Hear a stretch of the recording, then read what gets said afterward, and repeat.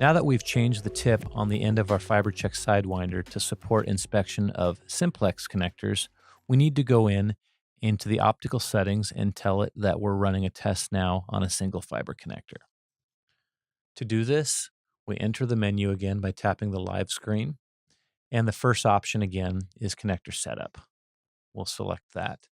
Now previously we were using a profile for ribbon connectors, so that was the last one that was selected. But I want to navigate up to a profile for single mode UPC connectors. Once I select that, it does give me a warning saying your fiber type has changed. You're going to need to finish the setup, power down the device, and then change the tip and then power the device back up again. But we've already done that when we changed the lenses, so that's all ready to go and we can proceed forward from here. So we've completed that. We tell it that it's a Simplex connector.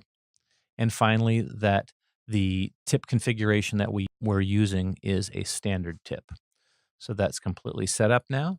I can back out and I'm ready to focus and perform a test. And that immediately gives me my pass result, and it gives me all the information of that fiber that I'm inspecting. And that's how you use the FiberChek Sidewinder to inspect a single fiber connector.